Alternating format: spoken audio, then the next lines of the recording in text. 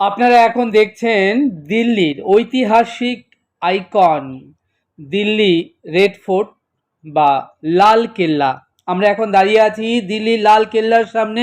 মুঘল সাম্রাজ্য প্রতিষ্ঠার উদ্দেশ্যে এই বিরাট দুর্গ সম্রাট শাহজাহান নির্মাণ করিয়েছিলেন। এই কেল্লা প্রবেশে 4টি গেট আছে। প্রথমটি দিল্লি গেট, দ্বিতীয়টি সেলিম গেট, তৃতীয়টি যমুনা গেট এবং চতুর্থটি হলো লাহোর গেট। আমরা দিল্লি গেট থেকে এই লাল কেল্লার প্রবেশে টিকিট কেটে নিয়েছি এবং চলে এসেছি এই 1 কিলোমিটার রাস্তা লাহোর গেট পর্যন্ত, এবং এখান থেকে আমরা লাল কেল্লার ভেতরে প্রবেশ করব। এটি হাই সিকিউরিটি জোন। টিকিট চেকিংয়ের পরে টিকিট চেকিং হয়ে গেছে, আমরা এখন লাল কেল্লার মধ্যে প্রবেশ করব। দিল্লি গেট থেকে লাহোর গেট প্রায় 1 কিলোমিটার। এই 1 কিলোমিটার রাস্তা আপনাকে পায়ে হেঁটে এসেই হাই সিকিউরিটি জোন থেকে টিকিট চেকিংয়ের পরে আপনাকে লাল কেল্লার ভেতরে প্রবেশ করতে হবে। মুঘল শাসনকালে এই যে লাহোর গেটটি সোজাসুজি ছিল লাহোর শহরটি অবস্থান, কিন্তু দেশ বিভাজনের পর এই লাহোর শহরটি বর্তমানে পাকিস্তানের অংশ। আমরা এখন লাহোর গেট দিয়েই এই রেড ফোর্টের মধ্যে ধীরে ধীরে প্রবেশ করব। 1947 সালে 15ই আগস্ট ভারতবর্ষ স্বাধীনতা লাভ করার পর স্বাধীন ভারতের প্রথম প্রধানমন্ত্রী পণ্ডিত জওহরলাল নেহরু থেকে শুরু করে বর্তমান ভারতের যশস্বী প্রধানমন্ত্রী নরেন্দ্র দামোদর মোদী প্রত্যেকেই এই লাল কেল্লার ভেতরে সিঁড়ি দিয়ে উপরে উঠে ভারতের জাতীয় পতাকা উত্তোলন করেন এবং এখান থেকেই তারা প্রত্যেকেই জাতির উদ্দেশ্যে ভাষণ দিয়ে থাকেন। আমরা এখন ধীরে ধীরে লাল কেল্লার ভেতরে প্রবেশ করব এবং আপনাদেরকে ঘুরিয়ে দেখাবো লাল কেল্লার ভেতরটা। আপনারা আমাকে দেখছেন, আমি শ্যাম সুন্দর। এখন ধীরে ধীরে লাল কেল্লার ভেতরে প্রবেশ করছি। আমরা যখন লাল কেল্লার ভেতরে প্রবেশ করলাম তখন দেখলাম দেশ বিদেশের নানান বহু পর্যটক তারা ভিড় জমিয়েছেন এই লাল কেল্লার ভেতরে। লাল কেল্লা ঘুরে দেখবার উদ্দেশ্য নিয়ে এই ঐতিহাসিক রেড ফোর্ট বা লাল কেল্লার হিস্টোরিক্যাল যে প্লেস, এই প্লেসে আসতে পেরে আমরা সত্যি গর্ববোধ করছি। এই লাল কেল্লার ভেতরে প্রবেশ করে আপনার মনে হবে আপনি যেন কিছুক্ষণের মধ্যে মুঘল সাম্রাজ্যের কোনো এক মহলের মধ্যে প্রবেশ করলেন। লাল কেল্লার মধ্যে প্রবেশ করতেই চোখে পড়লো দুধারে হেরিটেজ টাইপের সব দোকানপাট। দোকানিরা পসরা সাজিয়ে বসে আছেন, যেখানে নিত্য প্রয়োজনীয় ঘর সাজানো সব জিনিসপত্র থেকে শুরু করে প্রচুর লেডিস আইটেমের জিনিসপত্র রয়েছে। এখান থেকে যে যার পছন্দ মতো তারা শপিং করছেন। আমরাও কিছু জিনিসপত্র এখান থেকে কেনাকাটা সেরে নিলাম। সকাল 9টা থেকে রাত 9টা পর্যন্ত এই কেল্লার ভেতরে এই যে মার্কেট কমপ্লেক্সটি খোলা থাকে। এই মার্কেটটিকে ছাতা চক বলা হয়। এর অর্থ হলো ঢাকা দেওয়া বাজার, যা লাহোর গেট দিয়ে প্রবেশ করলেই আপনি দেখতে পাবেন। এখানে দোকানিরা সব ঘর সাজানো জিনিসপত্র এবং প্রচুর লেডিস হরেক রকম আইটেম এর দোকান সাজিয়ে বসে আছেন। বেশিরভাগই এর মধ্যে সমস্ত ঘর সাজানো আইটেম রয়েছে, তার মধ্যে ছোট ছোট তাজমহলের মডেল রয়েছে। আপনি আপনার পছন্দ মতো জিনিসপত্র এখান থেকেই আপনি শপিং সেরে নিতে পারেন। আমরাও কিছু জিনিসপত্র এখান থেকে আমরা ক্রয় করে নিলাম। দুদিকের এই সব দোকানিদের এবং তাদের পসরা দেখতে দেখতে আমরা এখন ধীরে ধীরে এগিয়ে চললাম কেল্লার ভেতরে। সারা বছরই দেশ বিদেশের প্রচুর পর্যটক এখানে ভিড় জমান। আমরা এখানে পায়ে পায়ে এগিয়ে চললাম রেড ফোর্টের ভেতর দিকে। সামনে চোখে পড়ল বিরাট খোলামেলা একটি ময়দান, সামনে বাঁ দিকে সংগ্রহশালা বা আর্ট গ্যালারি মিউজিয়াম। এর ভেতরে সুরক্ষিত রয়েছে মুঘল আমলের শাসকদের অস্ত্রশস্ত্র, তাদের ব্যবহৃত পোশাক পরিচ্ছদ, বাসন কোসন, অতি দুর্লভ সব জিনিসপত্র। সামনে লাল সাদা এ রঙের যে বিল্ডিং, এই বিল্ডিংখানার নাম হচ্ছে নবাবখানা বা রিসিপশন। এই বিল্ডিংয়ে যখন কোনো আত্মীয় বা অতিথিরা যখন আসেন তখন ড্রাম বাজানো হতো তাদের স্বাগত জানানোর জন্য। বলা হয় সম্রাট শাহজাহানের জন্মদিন ছিল রবিবার, তাই প্রতি রবিবার সপ্তাহের প্রত্যেকটি রোববারই এখানে এই ড্রাম বাজানো হতো। আর এই লাল সাদা বিল্ডিং বা নবাবখানার উপরে লক্ষ্য করলে দেখতে পাবেন 5টি কাচের জানলা। এর অর্থ হলো সম্রাট এখানে 5 দিন নামাজ পড়তেন। এর প্রতীক হিসেবে ওই 5টি জানলা। সামনের যে বিল্ডিংটাকে দেখছেন এটিকে বলা হয় দেওয়ানি আম। এখানে বসেই সম্রাট তার রাজ্যের প্রজাদের সুখ দুঃখের কথা শুনতেন আর সেই মতো তিনি তার বিচার ব্যবস্থা পরিচালনা করতেন। আমাদের এখন যেমন সুপ্রিম কোর্ট, এই বিল্ডিংয়ের ভেতরে উঁচু হোয়াইট মার্বেলের যে বেদিটি রয়েছে তার উপরে একসময় রত্ন সিংহাসন থাকতো। তার উপরে বাদশাহ বসতেন, একদিকে তার মন্ত্রী পারিষদগণ বসতেন, অপরদিকে রাজ্যের প্রজারা বসতেন, একদিকে বেগমরা বসতেন। সম্রাট শাহজাহানের 4টি পুত্র দারা, সুজা, মুরাদ আর ঔরঙ্গজেব বাদশার পাশে তারা বসতেন। আর সবার নিচে বসতেন বুজিদ সাজুউল্লাহ খান। প্রজারা সাজুউল্লাহ খানকে তাদের নানান সমস্যা, নানান অভাব অভিযোগের কথা বলতেন। সাজুউল্লাহ খান বাদশাকে সে সকল কথা সবিস্তারে জানাতেন আর বাদশাহ সেই মতো তিনি বিচার ব্যবস্থা পরিচালনা করতেন।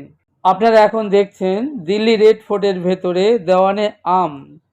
এখান থেকেই বাদশাহ তার রাজ্যের বিচার ব্যবস্থার কার্য পরিচালনা করতেন। আমরা এখন ঘুরে দেখছি এই দেওয়ানে আম বিল্ডিংটি। আপনারা দেখুন প্রচুর পর্যটক, কেউ সেলফি তুলছেন, কেউ ছবি তুলছেন, কেউ ভিডিও করছেন।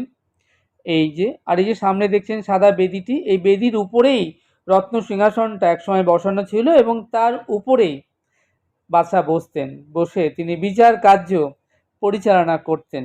বাদশার বিচারে যারা দোষী বলে সাব্যস্ত হতো তাদেরকে বাদশাহ জেলের সেলে আটকে রাখত, আর যারা বেশি অপরাধী তাদেরকে সেখান থেকে সোজা পাঠিয়ে দেওয়া হতো আগ্রার জেলে। যেমন কি না আমাদের দেশে বা আমাদের রাজ্যে কেউ অপরাধ করলে তাকে প্রথমে পুলিশ কাস্টাডিতে নেওয়া হয়, সেখানে আটকে রাখা হয়, তারপর তাকে তার অপরাধের মাত্রা বুঝে তাকে সেন্ট্রাল জেলে বা আলিপুর জেলে পাঠানো হয়। আরও যদি সাংঘাতিক ধরনের সে বেশি অপরাধ করে থাকে তবে তাকে যেমন তিহার জেলে পাঠানো হয়, অনেকটা ছিল তখনকার মুঘল আমলে যে বিচার ব্যবস্থা সেরকমই। এরপর আপনারা সামনে যে বিল্ডিংটা দেখছেন সেটি হলো রংমহল। এখানে বাদশাহ বসতেন, চারিদিকে তার সভাসদগণ বসতেন এবং এখানে গান বাজনা আসর বসতো আর সেই সঙ্গে চলতো দেদার খাওয়া দাওয়া সুরাপান এর ব্যবস্থা ছিল। সামনের এই হোয়াইট মার্বেল দ্বারা মহলটিকে বলা হতো খাস মহল। নাম শুনেই আপনারা বুঝতে পারছেন এই খাস মহলের অর্থ হলো এখানে খাস লোকেদের জন্যই বানানো হয়েছিল এই মহলটি। এখানে যে বেদির হোয়াইট বেদির উপর ছিল রত্ন সিংহাসন, তারপরেও বাদশাহ বসতেন এবং খাস লোকেরা তাকে ঘিরে বসতো, তাদেরকে নিয়ে বাদশাহ চলতো এখানে গান বাজনা খাওয়া দাওয়া দেদার আড্ডা। মুঘল আমলে বাদশার খাস লোকেদের নিয়ে তিনি এখানে আসর জমাতেন। এই মহলটি নাম খাস মহল। তখনকার সময় এই খাস মহলটি বানানোর জন্য খরচ হয়েছিল আনুমানিক 1 কোটি টাকা। এই 1 কোটি টাকা ব্যয়ে এই যে খাস মহলটি আপনারা দেখছেন সামনে হোয়াইট মার্বেল দ্বারা, এর ভেতরে রয়েছে সূক্ষ্ম সমস্ত লতা পাতা নানান ডিজাইনের সূক্ষ্ম কারুকার্য। আমি আরেকটু মোবাইল থেকে ক্লোজ করছি, আপনারা দেখুন এর ভেতরে যে শিল্প কলা যে কারুকার্যগুলো, এই যে দেখছেন যে নানান রকম ওয়ালে যে কারুকার্য, উপর সিলিং থেকে শুরু করে এই সমস্ত কারুকার্যগুলো ছিল সোনার পাত দিয়ে মোড়া এবং তাতে হিরে মণি মাণিক্য মহামূল্যবান অলংকার ছিল এবং আলো ঝলমল ঝলমল করে উঠত এই মহল। দেখুন এই যে এই সূক্ষ্ম কাজগুলো এই হোয়াইট মার্বেল দ্বারা নির্মিত এই যে খাস মহল, এই খাস মহলের মধ্যে একটি ময়ূর সিংহাসন ছিল। এই ময়ূর সিংহাসনটি বানিয়েছিলেন বাদশাহ সেই সময় 9 কোটি টাকা খরচ করে। সম্রাট শাহজাহান এই ময়ূর সিংহাসনের উপর বসতেন আর তার মাথার পাগড়িতে শোয়াপত সেই বিখ্যাত কোহিনূর হীরাটি। একটু লক্ষ্য করলেই আপনারা দেখতে পাবেন খাস মহলের ওয়াল দেওয়ালগুলো কি অনিন্দ্য সুন্দর, কি অপূর্ব এই শিল্প কলা কারুকার্য। যে শিল্পকলা কারুকার্যগুলো সোনার পাত দিয়ে মোড়া ছিল এবং হিরে জহরাত মহামূল্যবান অলংকারে তারা সেগুলো সুসজ্জিত করে রাখা হতো এবং এই মহল ঝলমল ঝলমল করে উঠতো। আর এই যে সামনে যে মহলটি আপনারা দেখছেন, এই যে সামনের হোয়াইট মার্বেল দ্বারা বাদিকে যে বিল্ডিংটা দেখছেন উপরে গম্বুজ মতো, এটিকে বলা হয় মতি মসজিদ। এটি বানিয়েছিলেন সম্রাটের পুত্র ঔরঙ্গজেব। এখানে নামাজ পড়া হতো।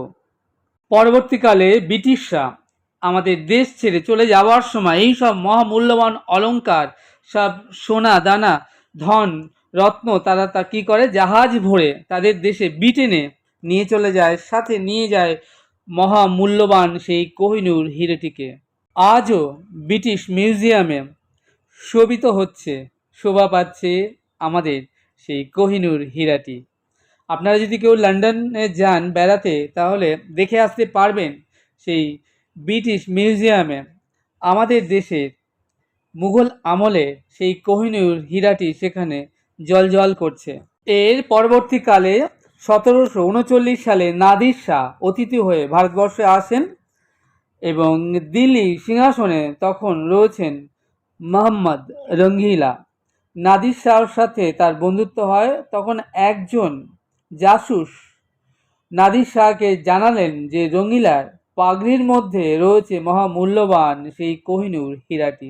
এরপর নাদির শাহের সাথে রঙ্গিলার বন্ধুত্ব হয়। নাদির শাহ বললেন, আমাদের বন্ধুত্বর প্রতীক হিসেবে আমরা যদি আমাদের মেয়েদের পাগড়ি অদল বদল করে নিই। তখন নাদির শাহ যে রঙিলার সাথে তার নিজের পাগড়ি বদলেন। এইভাবে রঙিলা থেকে সেই কোহিনূর মহামূল্যবান হিরেটি নাদির শাহের কাছে চলে এলো। এরপর নাদির শাহ তার সৈন্যবাহিনীকে আনালেন এবং বিরাট রক্তক্ষয়ী যুদ্ধ শুরু হলো। এবং এই যুদ্ধ বন্ধ করবার জন্য তিনি রঙিলার কাছে 1 কোটি টাকা ডিমান্ড করলেন। এরপর নাদির শাহ তিনি ইরানের রাজধানী তেহরানে চলে এলেন। এইভাবে ভারতে যে সকল সম্রাট বা বাদশাহগণ ছিলেন, সেই সকল বাদশাদের কাছে এই কোহিনূর হীরা আর কারণেই তাদের মধ্যে সাংঘাতিক রক্তক্ষয়ী যুদ্ধ শুরু হয়েছিল। এর পরবর্তীকালে হায়দ্রাবাদে নিজামের কাছে এই কোহিনূর হীরা চলে আসে এবং তারও পরবর্তীকালে ব্রিটিশরা যখন এদেশে ব্যবসা করবার জন্য আসেন, তারা বাণিজ্য করতে এসে এই ভারতবর্ষকে দীর্ঘ 200 বছর ধরে শাসন করেন, পোষণ করেন, তোষণ করেন এবং এই সোনার ভারতবর্ষের সমস্ত স্বর্ণ অলংকার, অর্থ সম্পদ, মণি মুক্ত গয়না, হিরে জহরত তারা জাহাজ ভরে ভরে ইংল্যান্ডে নিজেদের দেশে নিয়ে যায় এবং ভারতবর্ষকে এই মূল্যবান সমস্ত সম্পদ লুণ্ঠন করে নিয়ে ভারতবর্ষকে তারা শ্মশান সম বানিয়ে দিয়ে যান। আপনারা যদি এই সকল হিস্টোরিক্যাল প্লেস বেড়াতে আসেন, লক্ষ্য করবেন, দেখবেন যে এই সকল মুঘল আমলের এই এক একটি এই যে ঐতিহাসিক স্থান, এই সকল বিল্ডিংয়ে তাজমহল থেকে শুরু করে দিল্লির লালকেল্লা, আগ্রা পোর্ট, এই ধরনের যত যত জামা মসজিদ থেকে শুরু করে যত যত মুঘল আমলে যে স্থাপত্য শিল্প কলা নিদর্শন রয়েছে, তাদের যে সকল যে শিল্পী দ্বারা যে সকল শিল্প, সেই অনিন্দ্য সুন্দর ভাস্কর্য, সেগুলো সব সোনা হিরে মণি মাণিক্য দিয়ে সুন্দর করে সাজানো ছিল। ব্রিটিশরা সেই সকল সোনা হিরে মাণিক্য তো নিয়েই গিয়েছে, বরঞ্চ যেগুলো তুলতে পারেনি, নিতে পারেনি, সেগুলো আগুন দিয়ে গলিয়ে সেই সকল সোনা তারা তাদের দেশে ব্রিটেনে নিয়ে চলে যায় এবং তার ফলে আজও সেই সকল সাদা মার্বেল পাথরের উপরে আপনি পোড়া আগুনের দাগ দেখতে পাবেন, যেখানে একটা সময় সোনার পাতে মোড়ানো ছিল সেই সকল অনিন্দ্য সুন্দর শিল্প, সেই সকল অনিন্দ্য সুন্দর ভাস্কর্য, যেগুলো ব্রিটিশরা আগুন দিয়ে পুড়িয়ে সেখানকার সোনা পর্যন্ত তারা তুলে নিয়ে চলে যায়। আপনারা দেখলেন সামনে রয়েছে world heritage monument red fort Delhi লেখা ফলকটি, যেটি ভারতবর্ষের প্রত্যেকটা ভারতবাসীর কাছে গর্বের বিষয়। আপনারা এখন দেখছেন দিল্লির রেড ফোর্ট এর ভেতরটা, যেটি দৈর্ঘ্যে প্রস্থে 1.5 কিলোমিটার করে 3 কিলোমিটার দীর্ঘ এবং ভেতরে বিরাট বিস্তৃত পরিসর। এই রেড ফোর্টের ভেতরটা দেখে যখন আমরা বাইরে বেরিয়ে এলাম, তখন সামনেই দেখছেন একটা বিরাট কামান, যে একটা স্ট্রাকচার রয়েছে। এই কামানটি যেন আমাদেরকে প্রত্যেককে ওয়েলকাম জানাচ্ছে। আপনাদের আগেই জানিয়েছি এই বিরাট বিশাল এই দুর্গ বা কেল্লার ভেতরে সম্পূর্ণ ঘুরে দেখা সম্ভব নয় একদিনে, কারণ হচ্ছে 75% যে ইন্ডিয়ান আর্মিদের দখলে রয়েছে, মাত্র 25% খুলে রাখা হয়েছে জনসাধারণের দেখার উদ্দেশ্যে। সেটি ঘুরে দেখতে গেলেই কম করে 2.5 থেকে 3 ঘন্টা সময় লেগে যাবে। আমরা ভেতরটা ঘুরে এখন আমরা রেড ফোর্টের বাইরে চলে এসেছি। এখন দেখতে পাচ্ছেন আমরা কেল্লার বাইরে থেকে আপনাদেরকে পুরো কেল্লাটা বাইরেটা ঘুরিয়ে দেখাচ্ছি। আমাকে দেখছেন, আমি শ্যাম সুন্দর। এতক্ষণ ধরে আপনাদেরকে রেড ফোর্টের ভেতরটা ঘুরিয়ে দেখালাম, এখন বাইরেটাও ঘুরিয়ে দেখাচ্ছি এবং সেই সঙ্গে আপনাদের সঙ্গে আমি আস্বাদন করছি এই দিল্লির ঐতিহাসিক রেড ফোর্টের কিছু জানা অজানা নানান কথা। দেখতে দেখতে কখন যেন 2.5-3 ঘন্টা বেশি সময় কেটে গেল, সন্ধ্যা হয়ে এলো এবং রেড ফোর্টের দেখুন আলোগুলো যেন ঝলমল করে জ্বলে উঠলো। কি অপূর্ব, কি সৌন্দর্য এই রেড ফোর্টের, সত্যি দেখবার মতো। আপনারাও দেখুন, ভীষণ সুন্দর দেখাচ্ছে রেড ফোর্টের আলোগুলো সব জ্বলে ওঠাতে, যেন ঝলমল করে উঠেছে। আমাকে দেখছেন, আমি শ্যাম সুন্দর এখন দাঁড়িয়ে আছি দিল্লির লাল কেল্লার সামনে। এরপর এই রেড ফোর্টের অপোজিটেই রয়েছে চাঁদনি চক মার্কেট। আমরা সেখান থেকে কিছু শপিং সেরে নিলাম এবং একটা রেস্তোরাঁ থেকে কিছু ভেজ খাবার খেয়ে নিলাম। এরপর আমরা এখান থেকে বাস ধরে সোজা যাব দিল্লি রেড ফোর্ট থেকে শ্রীনিবাস পুরী ভারত সেবা আশ্রমের সঙ্গে, যেখানে আমরা রয়েছি। ডিস্টেন্স 30 মিনিট, বাস ভাড়া মাত্র 15 টাকা। তারপরে আমরা সেখানে রাতে আমাদের কুপন কাটা আছে, আমরা ডিনার সেরে রেস্ট বিশ্রাম নেব। আজ এটুকুই। আপনারা আমাদের সঙ্গে জুড়ে থাকুন আর ঘরে বসেই দেখতে থাকুন উত্তর ভারত ভ্রমণের এই নিউ দিল্লি এই ছোট্ট ছোট্ট সুন্দর সুন্দর ভিডিওগুলো। আশা করব আপনাদের বেশ ভালো লাগবে। চ্যানেলটি সাবস্ক্রাইব করবেন। আপনারা ভালো থাকবেন, সুস্থ থাকবেন, আনন্দে থাকবেন। তাহলে দেখা হচ্ছে আগামীতে আরও একটি নতুন সুন্দর ভিডিওর সাথে। সেই অবধি আমার সঙ্গে প্রেম সে বলুন রাধে রাধে।